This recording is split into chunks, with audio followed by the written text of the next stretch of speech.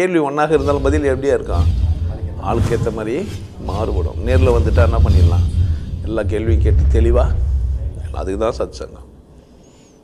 என்னுடைய நோக்கம் எல்லாம் மனிதர்கள் எல்லாம் மகிழ்ச்சியாக இருக்கணும், அவ்வளோதான். ஏன் நினைக்கிறீங்க நல்லா இருக்கிறீங்க?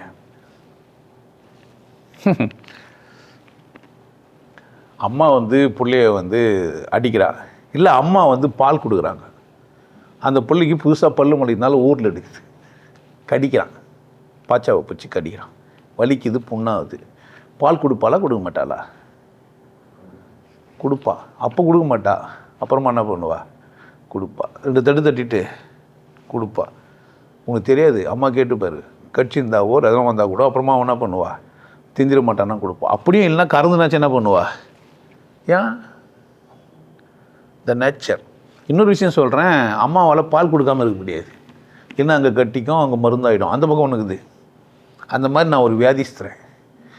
அம்மா எனக்கு அதான் சொல்கிறேன், எல்லாம் நல்லா இருக்கணுன்றது ஒரு பைத்தியம். இது டிசைனாக பைத்தியம் இல்லை. அதில் இந்த பைத்தியம் எப்படிறான்னா, எப்படின்னா நல்லாயிட மாட்டேன். வெளியே என்ன நல்லாரு, புரிஞ்சுக்கினேன்னா நல்லாரு, என்னிலும் சிறப்பானவன்னு பார்த்தா சொல்லு. குரூப்லாம் வெளியே ஆரம்பிச்சு இங்கே சொன்னாங்களான்னு கேட்குறேன் நான். எனக்கு எதிராக பேசுகிறவங்க யாருன்னா என்ன நேராக பார்த்தாங்களான்னு பாரு. முடியாது. நேராக நான் நேராக எங்கிட்ட என்ன பண்ணலாம் சொன்னேன். இங்கே உட்காந்து தான் ஒரு குடிகாரம் நல்லா இருந்தான், இங்கே பேசும்போது ஃபோனில் தான் நீங்கள் உட்காந்து போட்ட நீ இதுமாதிரி பேசிக்கிறேன்னா டக்குன்னு என்ன பண்ணலாம், நம்ம ஏதோ ஒன்று நிரூபித்து காட்டலாம். கரெக்ட் தானே? அப்போ பின்னாடி பேசுறது ஒரு இந்த சமூகத்தில் ஒரு சராசரி விஷயம். பைத்தியக்காரத்தனம் பின்னாடி பேசுறதுன்றது.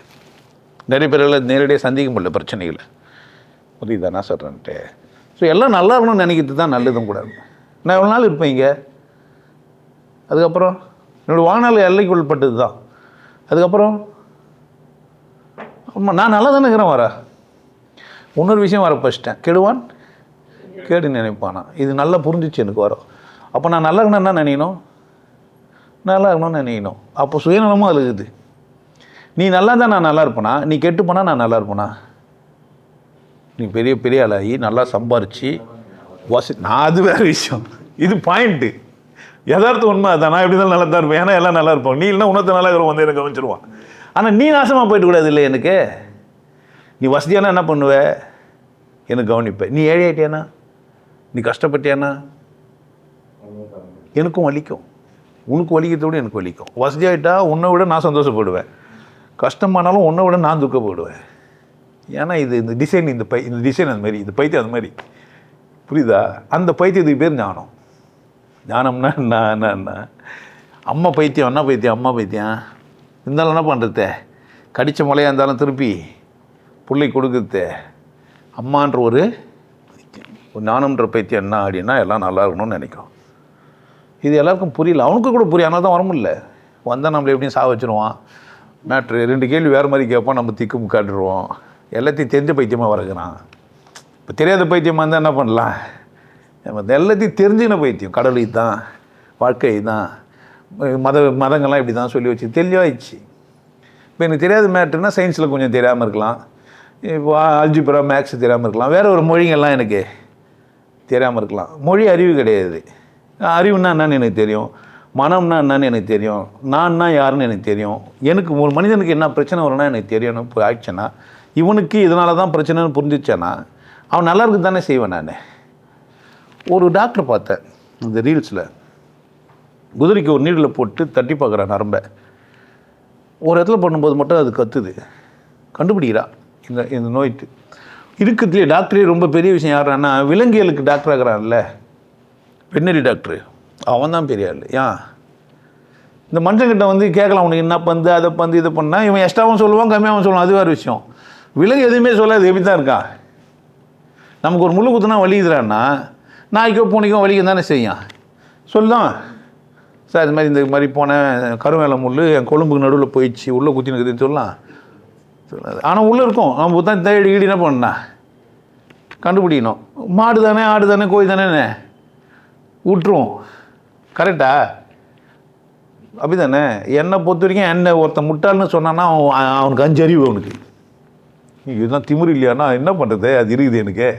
உனக்கு திமிராக புரியுது, எனக்கு எப்படி புரியுறேன்னா அது 5 அறிவு எப்படி தான் பேசான். பேசுதே பெரிய விஷயம். இது 6 அறிவோடு வந்துட்டுக்குது. நான் 7 8க்கு பேசிக்கிறேன். அது எங்கே இருக்குது? ஆருக்கும் கீழே போகலாமான்னு பேசுது.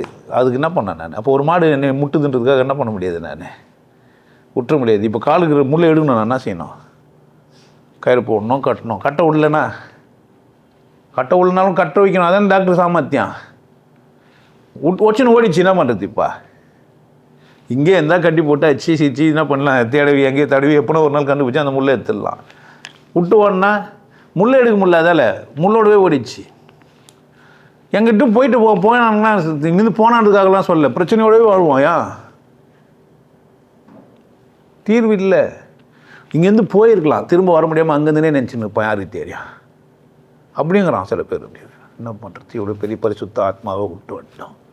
பரவாயில்ல, நம்ம செஞ்ச புண்ணியம் பாவன்னு. என்னை சந்திக்க முடியாது வெளிநாட்டில் இருக்கிறவங்கலாம்.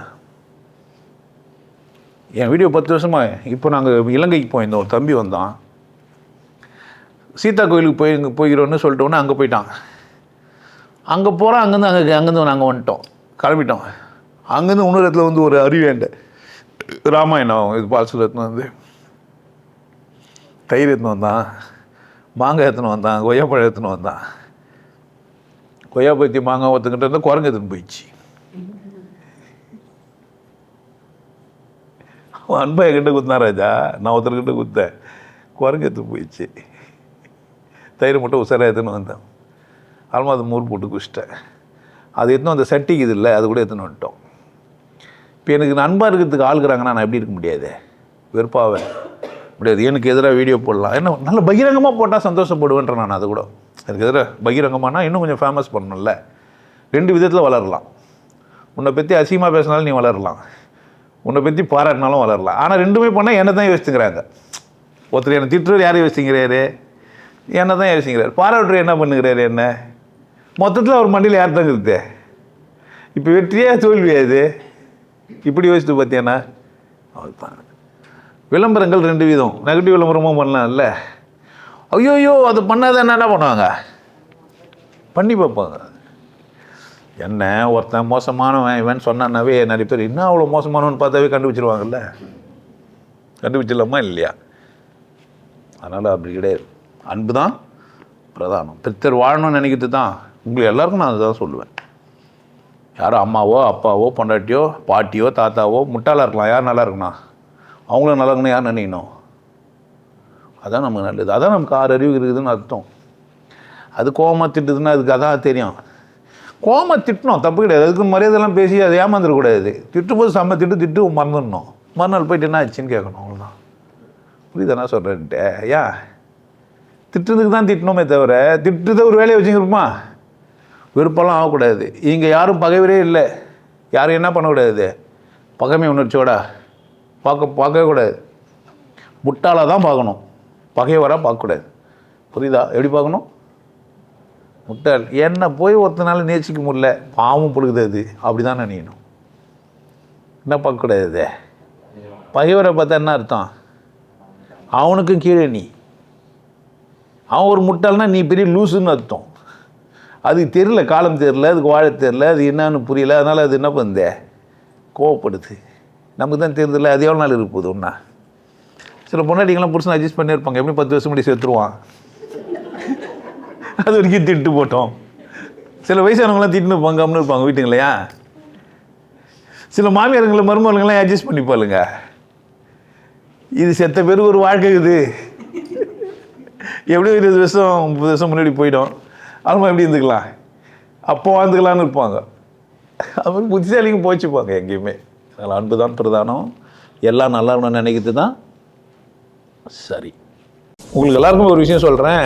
ஆனந்த வாழ்வு அப்படின்ற ஒரு கோர்ஸ் யூடியூப்பில் போட்டு வச்சுருக்கேன். Happy life course. நீங்கள் மெம்பர் ஆனீங்கன்னா ஆனந்த வாழ்வு கோர்ஸை நேரடியாக நீங்கள் யூடியூப்பில் பார்க்கலாம். ஃபேமிலியாக டிவியில் போட்டு என்ன பண்ணலாம், எல்லாரும் ஃபேமிலியாக போட்டு பார்க்கலாம். ஒருத்தர் தான் சப்ஸ்கிரைப் பண்ணீங்க, 5 பேர் 6 பேர் என்ன பண்ணலாம், நீங்கள் அதை பார்க்கலாம். வாய்ப்பு பயன்படுத்திக்கப்பா. இறைவை உணர்வோம், இன்பத்தில் கிடைப்போம். குருசில யோகய நாடு உன்னை நீ கொண்டாடு, கொண்டாட்டம் உனது பிறப்புரிமை. மனம் மறப்போம், மனிதம் வளர்ப்போம். நல்லா இருங்க, சிறப்பாக இருங்க, கொண்டாட்டமாக இருங்க. உங்களை நீங்கள் மதிப்பு மிகுந்தவராக மாற்றுறது உங்கள் கையில் தான் இருக்குது. நல்லா இருங்க. நான் ஒரு வாய்ப்பு, என்னை பயன்படுத்திக்கலாம். நல்லது.